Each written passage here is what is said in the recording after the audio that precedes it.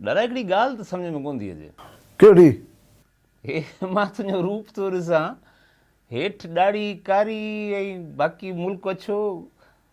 बसि भाई महांगाई थी वई, कयां पियो कलर जो खुटी पियो त वरी रुॻो कलर न खुटियो, पैसा बि खुटी पिया। मां चयो हाणे हेठि कारा हुजऊं मथे ओड़ा हुजऊं।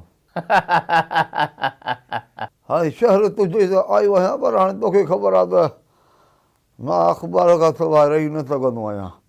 छा थी चए अॼु जी अख़बार पढ़ी ॿुधाए। ॾाढा अख़बार का ख़ासि सुठी ख़बर कोन थी ॾिए, वरी ज़ुल्म कयो अथनि ग़रीबनि जे मथां। हाणे फ़ी यूनिट बिजली 3 रुपया 28 पैसा महांगी। हे वरी असांखे 1870 वारे दौर में वठी वेंदा। हे ऊंदहि कंदा, पर हाणे असां त पाण ऊंदहि जे दौर जा आहियूं, मसइलो तव्हांजो लाइ आहे। दादा हाणे जेका हाणे जी जनरेशन आहे न, लॻे थी त तव्हां वारे वक़्त जा मज़ा वठंदी आहे। हाणे संगत वॾी रिवर्स गे रही आहे। हा सही आहे, वठनि था। दादा हिकिड़ी वॾी ख़बर आहे त करप्शन बर्दाश्त न कंदुसि बिलावल भुट्टो। वारी साहिब जी ख़बर असां सलाही न। दादा तव्हां बि कमाल था कयो, कीअं ख़बर न हूंदसि? न साईं, छोकिरो चङो आहे, पर हाणे आस पास में जेके माण्हू अथव विच में डंडी हणी था वञनि पिए। सही ॻाल्हि आहे।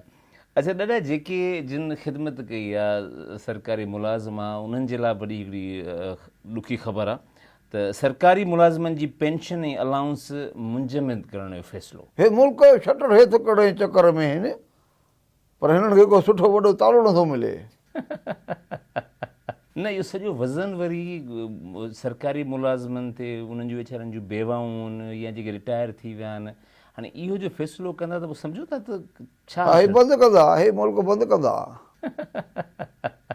छा थी चए मुंहिंजी ॿी कहिड़ी ख़बर आहे? हा दादा हिकिड़ी ॿी ख़बर आहे त ज़िलज़िलो कॾहिं ऐं किथे ईंदो उनजी अॻकथी नथी करे सघिजे मौसमियात खातो। ज़िलज़िलो अची वेंदो आहे त बि हिननि खे ख़बर न पवंदी आहे। ॿ टे ॾींहं गुज़रींदा आहिनि, पुछां ज़िलज़िलो आयो हो छा? दादा दुनिया वञी चंड ते पहुती आहे ऐं असांखे बाक़ी इहा सही ॻाल्हि था चओ त माना ज़िलज़िलो अची वञे तो बि असांजे मौसमियात खाते वारनि खे ख़बर न पवंदी। वाह दादा वाह।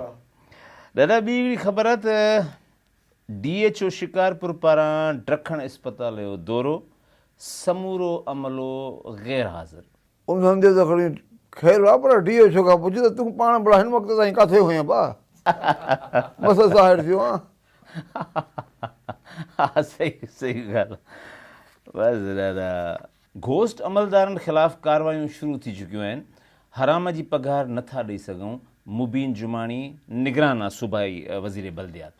मुल्क जी हालत अहिड़ी आहे जो हलाल वारी पघार नथा ॾेई सघनि। हाणे त हराम त परे ई ॻाल्हि आहे। वॾो सवेर यादि आयो अथसि।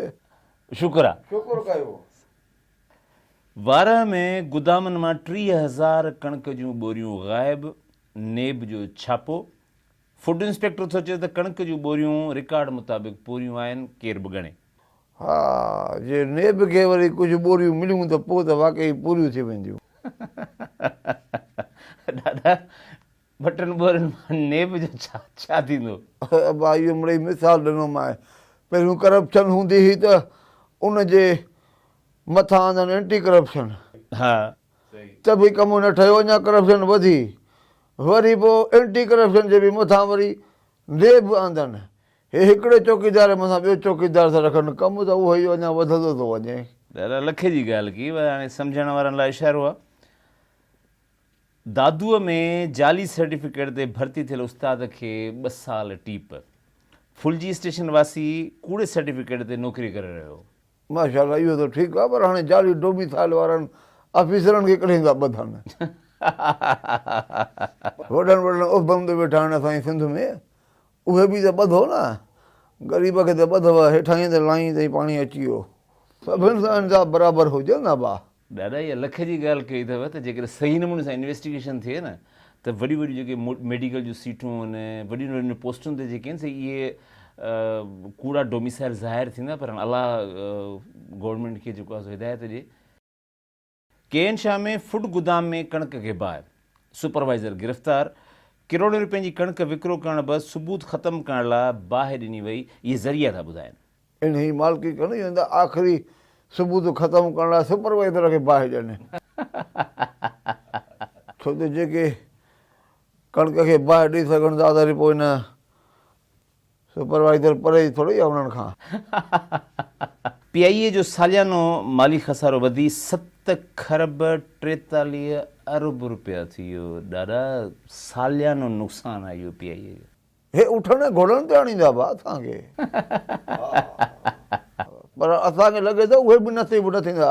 गॾ ई महांगो थी वियो आहे। गॾ खचर इन जा रेट चढ़ी विया। ॿी वरी हिकिड़ी दिलचस्प ख़बर आहे त दादूअ में नौजवान पुलिस खां फ़रार, हथ कड़ियूं लॻल, पाण अदालत वञी पहुतो ऐं दाहूं कयईं त मूंखे पुलिस खां बचायो। हा त हिकु कैदी मथां हथ ॿधल, टियों वरी दादूअ जी पुलिस मथां साईं आॾी पुछा बि पुछा थी करे साईं। पर जवान खे छा पता न वरी वरी कोर्ट पहुतो आहे वञी। हा DC घोटकी रेट लिस्ट जारी करे छॾी, अमल कराइण जो सख़्तीअ सां हुकुम। हे अॻे त लिक छप में वठंदा, हाणे रेट लिस्ट बि जारी थो करे छा? न दादा, उहो करप्शन वारी रेट लिस्ट न, इहे जेके रोज़मर्रा जूं जेके खाधे पीते जूं शयूं हूंदियूं आहिनि त उनजी हिकिड़ी लिस्ट ठहंदी आहे। तोखे ख़बर ई न आहे, यादि रखी जॾहिं जॾहिं बि सख़्ती कंदा आहिनि न त बाबा अॼु खां शराब बसि कोई बि न खपाए बंदि, त इन जो मतिलबु छा हूंदो आहे ख़बर अथई? इन जो मतिलबु इहो आहे त बाबा साईं कमीशन कॾहिं थो वधाए। सम्झे बाबा, लाभ करे था, असां पुरुमीदा आहियूं, चऊं था त ईअं थिए जीअं कनि था। खैरपुर जे 47 थाणनि जा SHOs तब्दील, नोटिफिकेशन जारी। धाड़ेलनि खे रखंदा छा उन्हनि जी जाइ ते? दादा पोइ इहो चई सघिजे थो त माना SHOs जो निकनेम माना धाड़ेल चई सघूं था। आहे त सुठ बासा वाह वाह वाह वाह। दादा ॿीहर हिकिड़ी अजीब दादा, खैरपुर में व्याजियुनि जो पुलिस सां गॾु ॻोठ ते हमिलो, 4 ॼणा रतोरत, ज़ख़्मियुनि में ॻोठ जो वॾेरो बि शामिल। अरे वॾेरे खे बि लॻी आहे धक, ख़बर न आहे त हाणे वॾेरो व्याज वठण वारनि मां हो या ॾियण वारनि मां हो।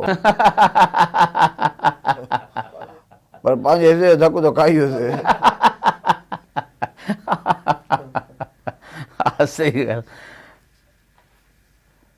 सिंध पुलिस में 176 DSPs जूं बदिलियूं ऐं मुक़ररियूं। इहे न थी हुजनि त बि मुल्क हलंदो, हक़ीक़त थो ॿुधायां। अञा मां त चवां थो त इहे न हुजनि त अञा सुठो हलंदो। पुलिस जो माण्हू ग़रीब हुजे थो, न FIR था कटनि, न NC था कटनि। सिंधी अदबी संगत जो हिकु थियणु तारीख़ी क़दम आहे, ताज जो साहब। हा माशाअल्लाह भाउ, सुठो त गॾु थिया आहियो। भीड़ करे छॾियव।